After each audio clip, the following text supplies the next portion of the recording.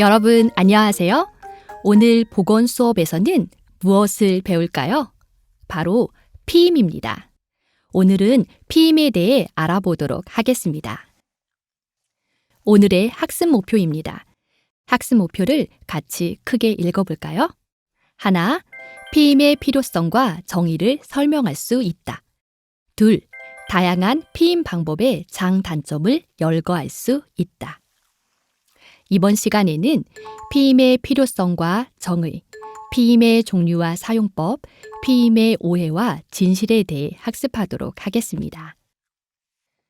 그런데 여러분, 과연 청소년에게 피임 교육이 필요한 걸까요? 성인이 된 후에 알아도 되는 거 아니야? 라고 생각할 수도 있습니다. 지금부터 왜 피임 교육이 필요한지 알아볼까요? 피임의 필요성과 정의에 대해 알아보겠습니다. 먼저 영상을 시청하겠습니다.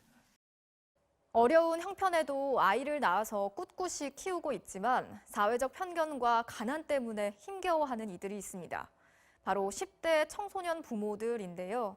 임신 중엔 찜질방을 전전하고 아이를 낳아도 일정한 주거지가 없어서 기초생활수급 신청조차 하지 못한다고 합니다. 이들의 실태를 처음으로 조사한 결과가 나왔는데 곽동건 기자가 전해드리겠습니다. 올해 갓 20살이 된 은정 씨는 아직 100일도 안 된 딸을 혼자 키우고 있습니다.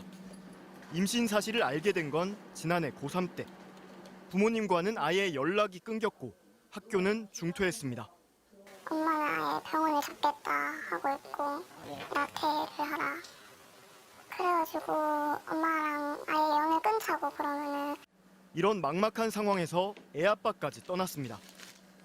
미혼모 시설에 들어가려 했지만 공황장애가 있다며 받아주지 않아 찜질방 등을 전전해야 했습니다.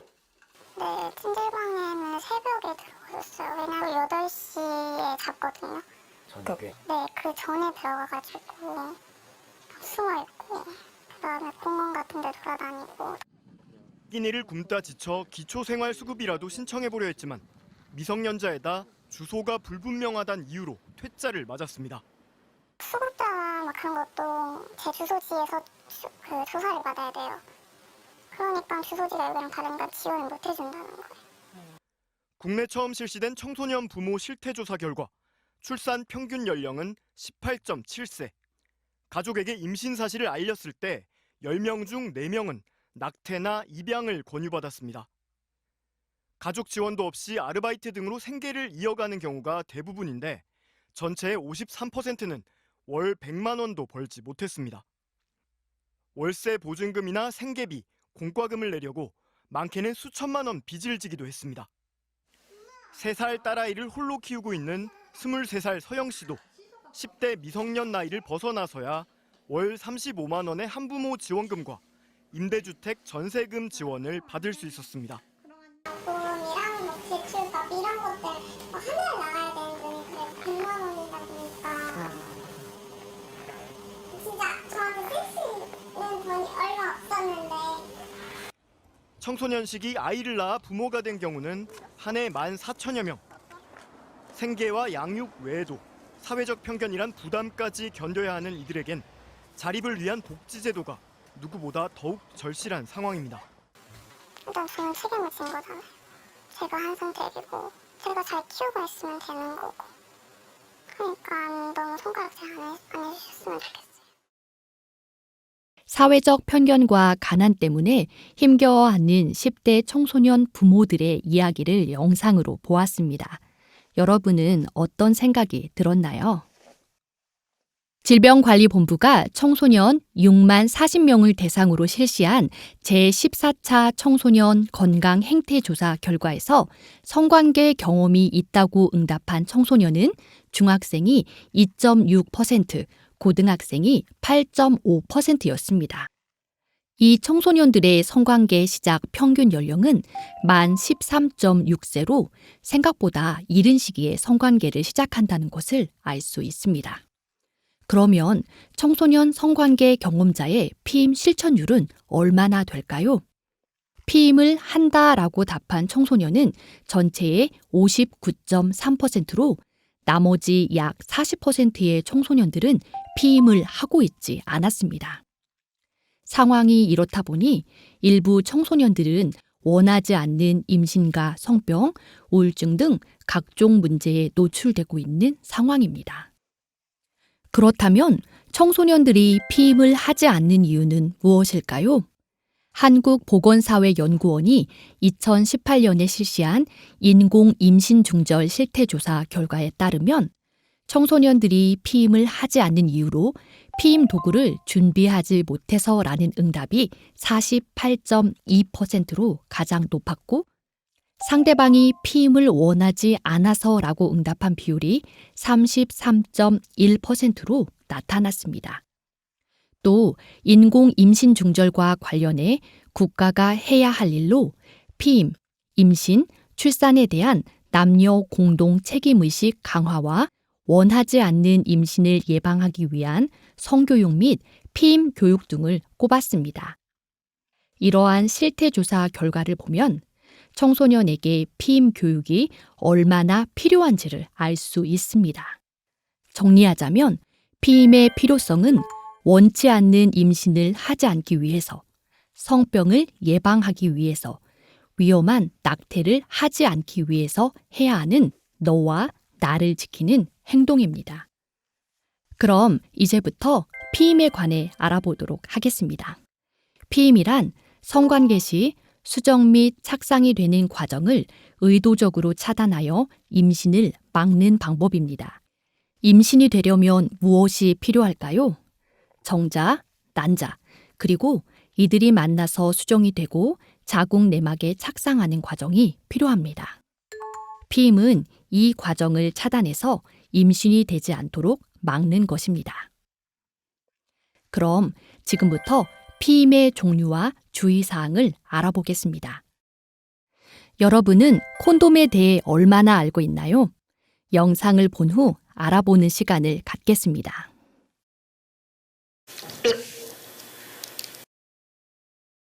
아, 제가 얘기를 해야 돼요?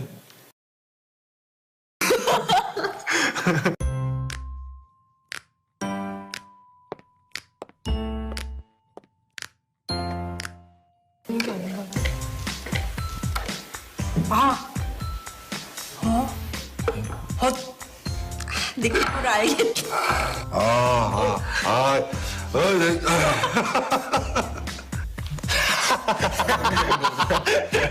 네. 콘돔. 아니, 이런 제품인 줄 알았으면 나 얘랑 안 왔거든요.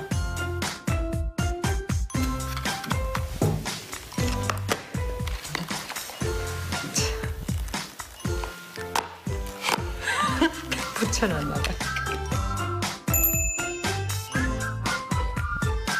주로 편의점, 편의점? 약국이나 편의점. 19살이요. 정확히는 모르겠는데 있어야죠. 남자친구가 있으니까요. 필요할 때는 반반? 저는 웬만하면 썼으면 하긴 하는데 그 상황이 항상 그렇게 되는 게 아니라서.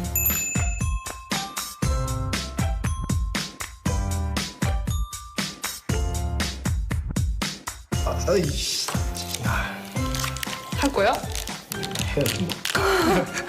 이거요? 응. 이거죠? 이게 이렇게 왜냐면 씌워야 되니까 이게 그냥 해. 아이고, 진짜로. 이래갖고 이래 시험. 어우, 신기하다. 이거 좋다.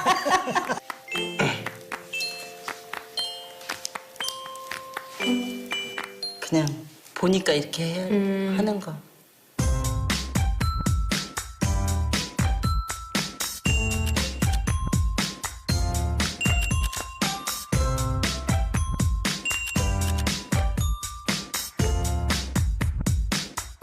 네, 어떻게 해야 하는지는 안 가르쳐주고 하지 말라는 쪽에 성교육만 많이 있어가지고요. 너무 시대적으로 좀 뒤떨어져 있다라는 생각을 했는데 그게 수치상으로 나타난 것 같아요. 이거를 하는 법을 가서 우리 아들한테도 알려줘야겠다. 이게 개방돼서 살 수가 있다 그러니까는 조기 교육을 더 빨리 시켜야 되겠다는 생각이 들긴 해요. 이걸 껴야지 바른 인생을 살 수 있다고 그렇게 말하면서 좀 친한 친구한테는 뭐 선물로 하나 주고 그러고 싶습니다.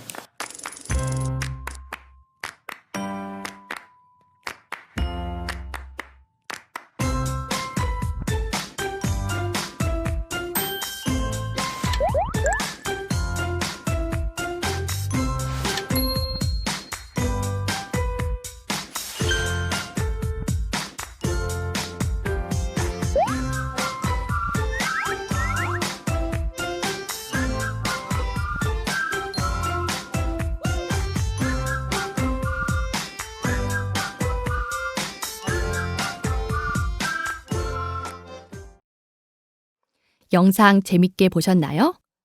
콘돔은 전 연령이 구입 가능하고 편의점이나 마트, 약국에서 쉽게 구입할 수 있습니다. 유통기한은 5년입니다. 콘돔은 음경에 끼워 정자가 질 안으로 들어가지 못하게 합니다. 사용이 비교적 간편하고 값이 싸며 에이즈, 임질, 매독 등의 성병을 예방할 수 있습니다. 콘돔을 사용할 때는 유통기한을 확인하고 찢어진 곳은 없는지 확인합니다. 오래된 콘돔은 찢어질 수 있으며 찢어진 콘돔은 피임 효과를 떨어뜨립니다. 콘돔에 묻어있는 윤활액이나 살정제에 알러지 반응이 일어날 수 있고 드물지만 라텍스 알러지가 있는 사람도 있으니 주의해야 합니다. 그럼 콘돔 사용법을 알아보겠습니다. 먼저 콘돔의 파손을 방지하기 위해서 가위나 치아로 뜯지 않도록 해야 합니다. 그리고 콘돔이 말려있는 방향을 잘 확인해야 합니다. 콘돔을 검지에 살짝 끼우고 엄지와 중지로 콘돔을 내렸을 때 자연스럽게 미끄러져 내린다면 콘돔을 사용할 준비가 된 것입니다. 그 후 앞부분에 있는 볼록한 정액바지를 꼭 쥐고 공기를 빼준 뒤 음경 끝에 콘돔을 밀착시켜 주세요. 콘돔을 음경 위에 돌돌 풀어줍니다. 만약 작용 방향이 잘못되었다면 사용한 콘돔은 버리고 새 것으로 사용하세요. 콘돔을 제거하는 시기와 방법도 중요합니다. 콘돔이 미끄러지거나 떨어지는 것을 방지하기 위해 콘돔 하단부를 손으로 잡고 제거해 주세요. 착용 중에 발기가 풀릴 시 콘돔이 상대의 체내에 남게 되거나 정액이 셀 수 있으니 사정 직후 음경을 빼내어 콘돔을 제거해야 합니다. 경구용 피임약에 대해 알아보겠습니다.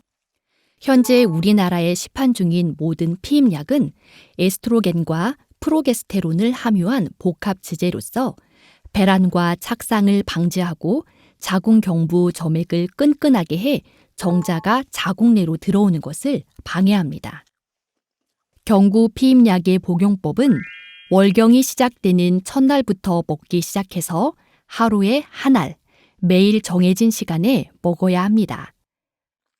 21일간 약을 복용하고 7일간 약을 먹지 않는 20일 플러스 7 방식으로 먹는 약이 가장 많습니다. 약을 먹지 않는 기간인 휴약기 이틀에서 4일경에 보통 월경을 하게 됩니다.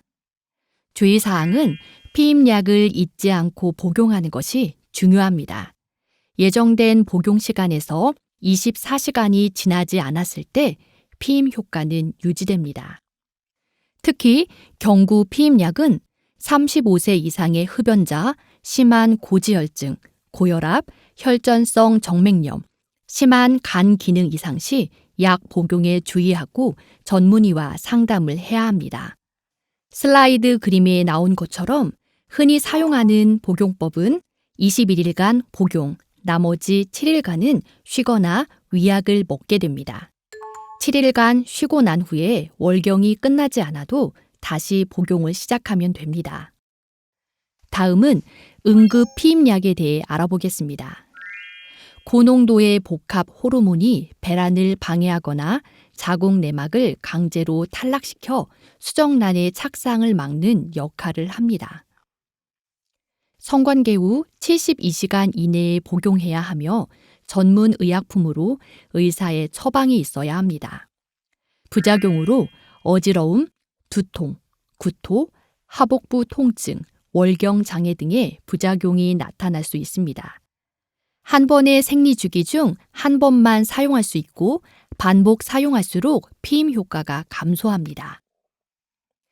응급 피임약의 피임 효과는 성관계 후 24시간 이내 복용하면 95%로 높지만 시간이 지남에 따라 줄어드는 것을 볼 수 있습니다. 최대한 빨리 복용해야 피임 효과를 높일 수 있습니다. 자궁 내 장치에 대해서 알아보겠습니다. 자궁 내 장치가 무엇인지 영상을 먼저 보겠습니다. 만약 약 먹는 게 번거롭다면 자궁 내 장치를 시술하는 방법도 있습니다. 자궁 내 장치는 T자형 루프를 자궁에 삽입하는 피임법인데요. 99% 이상의 피임 효과를 얻을 수 있어서 장기 피임법으로 사용되고 있습니다. 자궁 내에 호르몬 피임 장치를 삽입할 경우에는 최대 5년 정도 장기적인 피임이 가능합니다. 장치 내에 있는 호르몬이 분비되면서 자궁 경부의 점액의 점도를 높여서 정자가 자궁으로 이동하는 것을 막아주어서 피임이 가능하게 합니다. 간혹 자궁 내 장치 시술 후 두통 등을 느낄 수 있는데요. 일주일 이상 지속한다면 루프 제거를 고려해 봐야 합니다.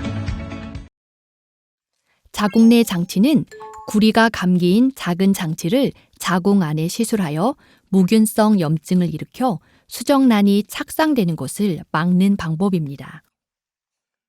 시술된 구리는 자궁 내에서 아주 소량씩 분비되기 때문에 혈액으로 유입되는 구리의 양은 거의 없습니다. 미레나는 장치 안쪽에 황체 호르몬이 담겨 있어 매일 아주 적은 양의 호르몬을 방출하여 5년간 장기적으로 피임 효과를 볼 수 있습니다. 다음은 자연주기법에 대해 알아보겠습니다. 보통 배란은 다음 생리일 시작일로부터 14일 전에 이루어집니다. 자연주기법이란 배란 후 난자가 살아있는 하루와 정자가 여성의 생식기 내에 살아있는 이틀에서 3일을 고려하여 배란일 전후로 임신 가능한 시기를 피하는 방법입니다. 그러나 이런 자연주기법은 생리주기가 정확한 여성의 경우 활용 가능한 것으로 실패율이 매우 높으므로 임신의 가능성이 있다는 사실을 항상 염두에 두어야 합니다. 더 이상 임신을 원하지 않을 때 선택하는 영구적인 피임법에 대해 알아보겠습니다. 정관절제술은 남성의 음낭을 절개하여 정자 운반을 담당하는 정관을 잘라내는 방법입니다. 난관절제술은 난자가 이동하는 통로이자 정자와 만나는 곳인 나팔관을 묶거나 절단함으로써 영구적으로 수정이 되는 것을 막는 방법으로 최근에는 많이 사용하고 있지 않는 피임법입니다. 그 외 피임법은 여성의 질 안에서 정자의 운동성을 방해하여 피임을 도와주는 살정제가 있으며 단독으로 사용 시 실패율이 높은 피임법입니다.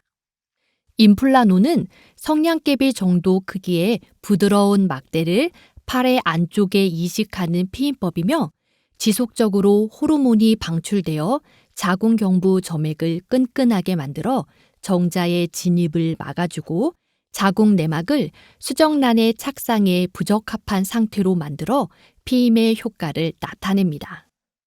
그 밖에도 질 내에 삽입하는 누바린과 피부에 부착해 피임 효과를 내는 아브라 패치도 있습니다. 효과적이지 않은 피임법으로는 지뢰 사정과 설정제가 있으며 여러 가지 피임법의 성공률은 각기 다르지만 반드시 기억해야 할 것은 100% 완벽한 피임법은 없다는 것입니다. 피임에 대한 여러 가지 오해가 많은데 이번에는 그런 오해가 사실인지 아닌지 알아보는 시간을 갖겠습니다. 생리 중에는 임신이 안 되나요? 여러분의 생각은 어떤가요? 답은 아닙니다.입니다. 생리 기간이 길면 그 사이에 배란이 일어날 수도 있고 다른 원인 때문에 배란이 일찍 일어날 수도 있기 때문에 생리 중에도 임신이 될 수 있습니다. 피임약을 먹으면 암이 잘 생기나요? 여러분은 어떻게 생각하나요? 답은 그렇지 않습니다.입니다. 연구 결과에 의하면 자궁내막암, 난소암, 대장암의 발생은 오히려 감소하는 것을 알 수 있습니다. 응급 피임약이 낙태를 유발하나요? 여러분은 어떻게 생각하나요? 답은 아닙니다.입니다. 응급 피임약은 수정란이 착상되기 전에 작용하는 것이지 임신이 된 경우 이를 되돌리는 효과는 갖고 있지 않습니다. 호르몬 피임법을 사용하면 체중이 느나요? 답은 아닙니다.입니다. 현재까지의 연구 결과에 따르면 호르몬이 포함된 피임법을 썼다고 해서 식욕이 증가하거나 체중이 증가하지는 않는다고 합니다. 그러나 피임 주사를 사용한 일부 여성에게서 체중이 증가한다는 보고가 있기도 합니다. 마지막 피임에 대한 오해와 진실입니다. 질외 사정법은 안전한가요? 답은 그렇지 않습니다.입니다. 남성의 사정 전에 분비되는 쿠퍼액에 소량의 정자가 들어있어 피임에 실패할 확률이 높다고 합니다. 오늘의 수업을 통해 여러분은 무엇을 배웠나요? 피임이란 상대에 대한 배려와 나에 대한 배려, 또 생길 수 있는 생명에 대한 배려라는 것을 잊지 않길 바랍니다. 이것으로 이번 수업을 마치겠습니다. 감사합니다.